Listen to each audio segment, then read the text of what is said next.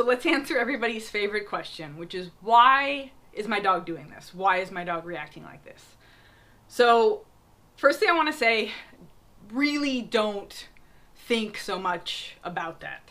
So when you're trying to change behavior in anything, you don't really need to understand all the deep underlying, like, let's sit on a couch and hypnotize you and talk about what happened in your childhood situations to get a change in behavior. You can get an emotional change and a change outwardly in what you do and what your dog does from modifying the behavior or keeping that emotional response from happening, being triggered, doing other exercises, sometimes that seem completely unrelated, to benefit your whole body and mind.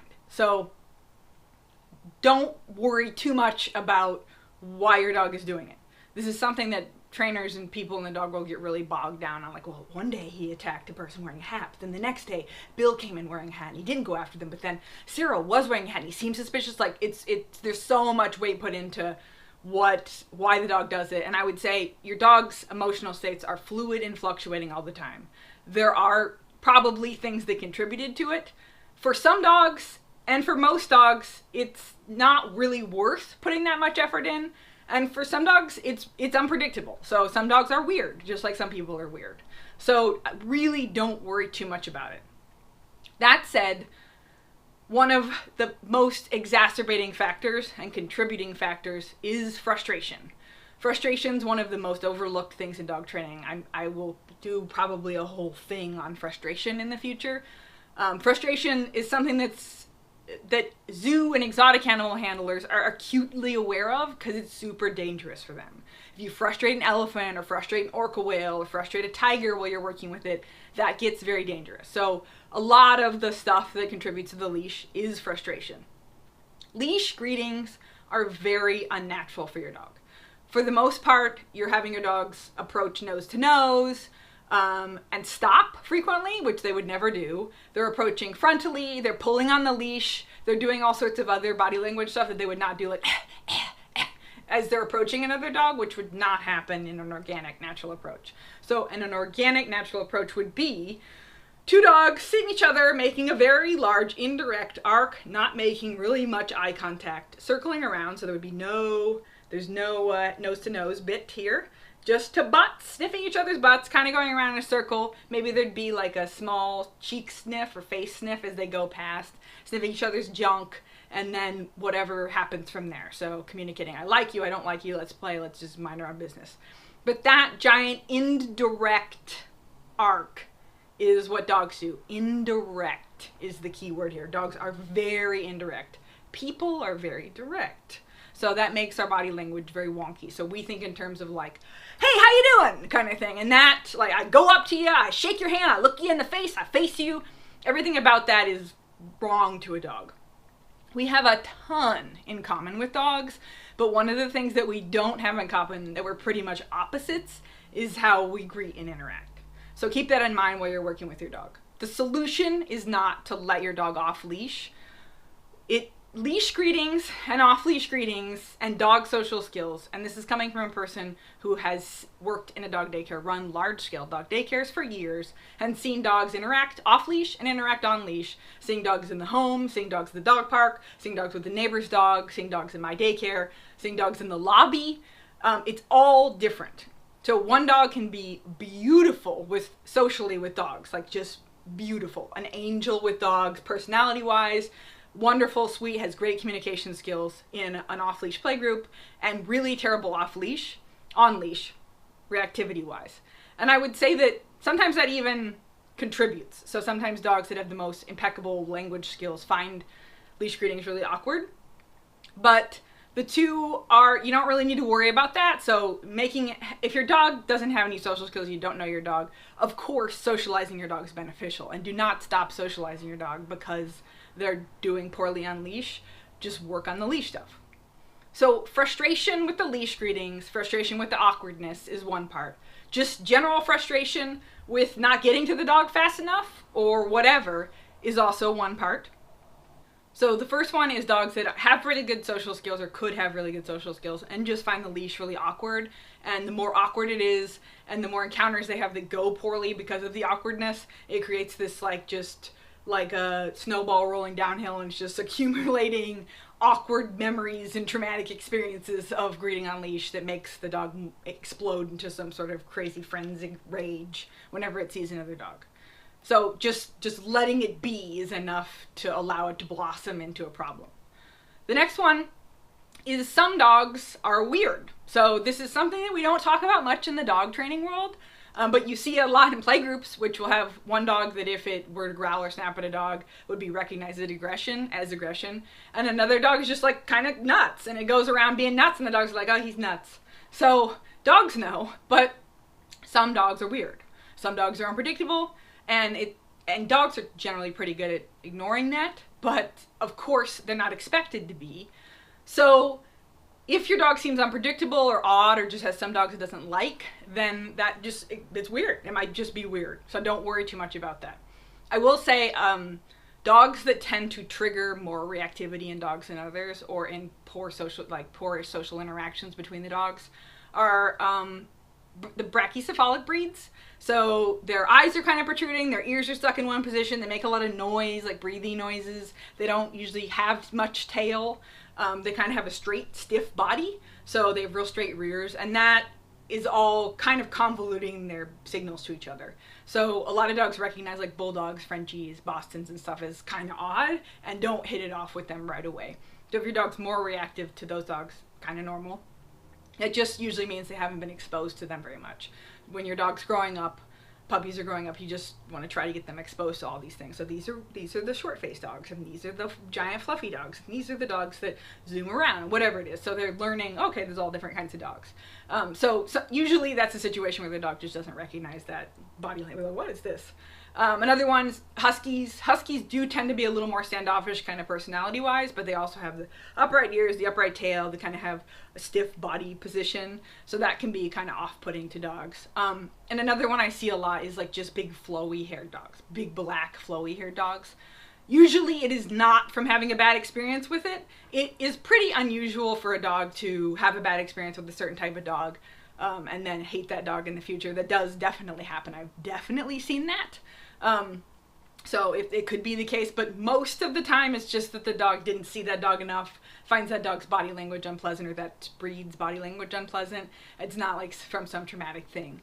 And even if a dog had a bad experience, most of the time well-rounded dogs don't like develop some hatred. Just like most people, if you have a bad experience with somebody like an elevator, you're not going to go, well, now people wearing cardigans, he had a cardigan on, so I hate everyone wearing a cardigan. You'd be kind of weird to do that. So same things for dogs. Usually dogs that do develop really specific targets towards other dogs, it can a lot of the time be just also a lack of socialization. So the dog's like trying to find something and hasn't figured out the world's mostly an okay, safe place before that. Some dogs do just need more exposure. So this is a question I get a lot, is like, do I need to walk him more? Does he need to meet more dogs? And any kind of other enrichment in the dog's life will benefit your reactive dog program. So if the dog does need to meet dogs more or whatever, doesn't have good social skills, develop those. If you're thinking, maybe I should walk him or get him out more, get him more exercise, what can that hurt? Yes, absolutely do that. That's just better for your dog. But some dogs are just overstimulated by being outside and being around things and find that too much. So that could be the case too. That does occasionally happen. Doesn't make too much of a difference in how you work with those dogs. I would always recommend when you're working with a reactive dog to do other things. So teach other behaviors, totally unrelated, teach tricks, teach games, learn to play with your dog, walk your dog more, exercise your dog more, take your dog more places. If you're dealing with really big outbursts, then you just have to control what you're doing or manage what you're doing with your dog differently than you would with just any other dog. So don't worry about it. Do more things with your dog. If it's obviously going to be a thing, like driving around the neighborhood, letting your dog stare at dogs barking in yards, not the greatest idea. But in general, yes, do more things with your dog. It probably does need more exposure. For some dogs, that's just really beneficial in general, especially younger dogs. And a note about younger dogs. So from the age of 5 or 6 months, when your dog basically becomes a teenager, adultish dog, because their puppy teeth fall out and their adult teeth come in, and then a lot of the things so that have been sort of soft become hardwired. So your dog's kind of this mushy, flexible thing. Genetic stuff does count at this age, puppy age, before 5 months. But once 6 months-ish comes in and your dog's adult teeth come in, things start to solidify. If you have a dog that tends to be more of a solidify-y breed, like German Shepherds are a good example that I see a lot for being reactive, they tend to kind of close down hard. So it's like, anything I haven't experienced before the age of 6-7 months, I'm done. I've decided I hate it. And you see that a lot with sort of guardian breeds. That's how they kind of determine to guard things, is basically anything I hadn't experienced on the farm when I was a puppy, I've decided is bad and I should behave aggressively or unfriendly towards it. So if you have a dog coming into that age, so it's that 6-7 months age, so things start to close down and it becomes less able to socialize, so less welcoming of open things. It finds things that it did in puppyhood or could have experienced in puppyhood now genuinely upsetting and can react poorly towards them. So your dog's at that age, their body's growing into an adult dog. They have the adult dog teeth, the adult dog jaws, the adult dog body, everything. They can run and jump and do everything awkwardly, I must say. And their brain is not really there. So just kind of like teenagers, they experience all these changes in their body, they're growing up, they have hormones, that kind of thing. But their brain isn't catching up. Their brain is not developed. So, you know, like the reason we drink at 21 is because before that your brain's not considered developed enough to handle alcohol. So, as in that might hurt your brain development and you might make stupid choices. So it's the same thing for your dog. So it really peaks for most dogs at like 8 to 10 months. And if you have a large breed dog, like over 100 pounds, it can kind of peak a little bit later. But that's a really miserable time. So if you are working with a dog that age, know that they're full of feelings, uncontrolled, crazy feelings, whether they're spayed or neutered or whatever. They're full of feelings and energy and very little thought put into it. So you pretty much always have to work through some sort of a reactive dog program, and reactive dog program being emotional control program with dogs at that age, just because they just can't get it together. So just know I feel ya. Even in my own dogs at like 8 to 10 months, usually around 10 months, I was like, I don't know if I'm gonna have a crazy dog. Like, I don't know if I can do this. Like, I've had a moment where I've stepped back and gone, I don't think we're gonna make it, man. Like, I think you're just, whoa. So just know if you're experiencing that, work on it. You don't know what the results are gonna be until your dog is an adult. That's when you'll sort of see everything bloom into wonderfulness. An adult being like a year to 3 years, actually. So put in the work on the reactive dog emotional control stuff. But know that the results aren't going to necessarily pop out right away. So on a more serious note, some dogs are actually dog aggressive. They actually want to do harm to another dog. So whether that be, and this is sometimes the case, that the dog has developed dog aggression issues in response to not being socialized or having bad experiences with dogs and not being socialized, or it's just only experienced dogs in awkward situations, like on leash, so it's determined that that doesn't go well, and it has become aggressive with dogs in general. But there are some dogs who want to put other dogs in their mouth, and it's not something that is necessarily from a lack of socialization or whatever. It's a lot of times from genetics. So, and I work with a lot of these dogs. I work with like a lot of working pit bulls and that kind of thing, or like breeds that are known for that. That want to put another dog in their mouth. They're not like joking around. And a lot of times dogs that are actually dog aggressive, like want to hurt a dog, aren't even reactive on leash, really. They just are kind of more stealthy. But sometimes those dogs find not being able to put dogs in their mouth really frustrating, and so they have very similar symptoms to a reactive dog. You would need someone to evaluate your dog to tell you that. Whether your dog's really genuinely aggressive if you don't personally know your dog. And I would also say that a lot of dogs are comfortable with a dog in the household, or with dogs that they know sort of like as they get to know slowly in certain circumstances, and not the vast majority of dogs. So a dog can have like a housemate and be totally dog aggressive. This is one of the greatest myths of dog training, is that like knowing one other dog is enough to make you a social butterfly or good with other people.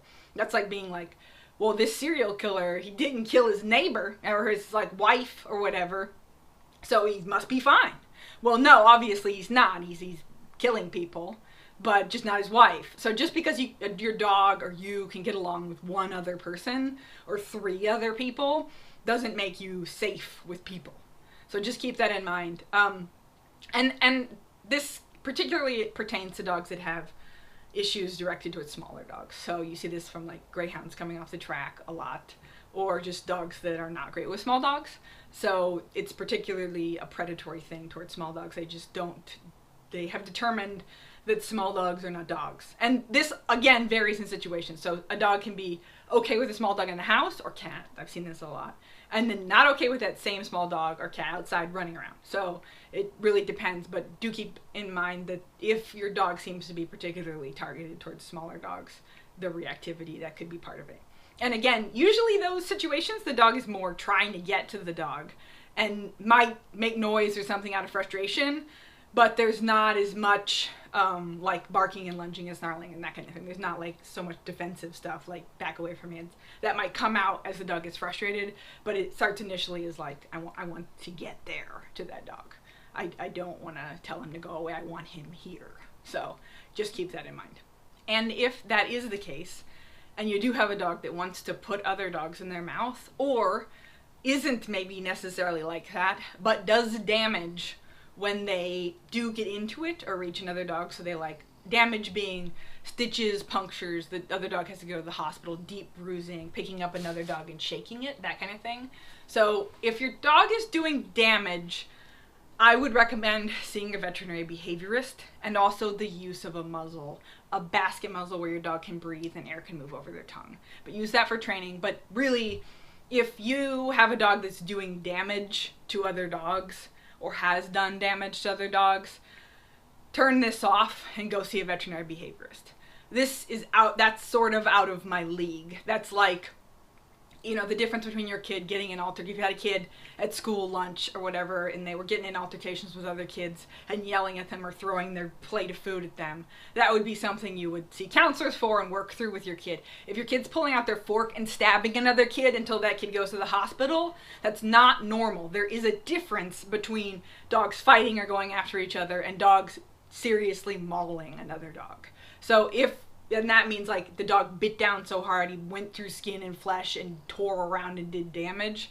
That is the same as me taking my tantruming, food throwing to another level and trying to stab you to death. So if that's the case for your dog, or your dog has aggression targeted or violence targeted towards smaller dogs, muzzles are awesome, and go see a veterinary behaviorist. And that segues nicely into a use of medications. So another type of dog I do sometimes see are dogs that get so like emotionally aroused from just being outside or from small sort of commonly occurring stimuli that they lose it and can't get it back together for a long time. Usually these dogs vocalize a lot and like search a lot. So if you have a dog that loses it and can't get it back together, usually these dogs have more triggers than just dogs, but sometimes it's dogs. And it can be something like you were walking along a trail and then your dog heard dog tags jiggling in the distance and then lost it and you can't get them back. In those situations, I would recommend consulting a vet or veterinary behaviorist about using medications. Or if you feel like your dog's like too reactive for you to be able to control, you just can't manage it. Sometimes taking a break. So your dog is repeating this behavior where they get really wound up and their emotions go crazy and it's like boiling over. And those hormones, cortisol and that kind of thing, are being saved up in their body, and those memory reactions, like nervous system reactions, neural reactions to things, are also being programmed and saved. And it's kind of beneficial in those situations to take a couple weeks off, start a medication to take the edge off, and just give you and your dog a little vacation from all that stimulation, and then start anew. So I am not an expert on medications, but that is something I'd recommend if I have clients that are like I am just so, I cannot, I am overwhelmed. Like I can't even walk my dog outside. I can't pee my dog. I can't, like they are just, you know, we went to the park and they saw a seagull and it was like 45 minutes of screaming and I covered up their crate and they were still screaming. And so that kind of thing, medication can be really helpful there. All right, so let's get into more of the training aspect of things. So first, let's imagine that you are out walking with your dog, and your dog, depending on what type of reactive dog you have, you could have one that sort of bottles it in and then lets it explode.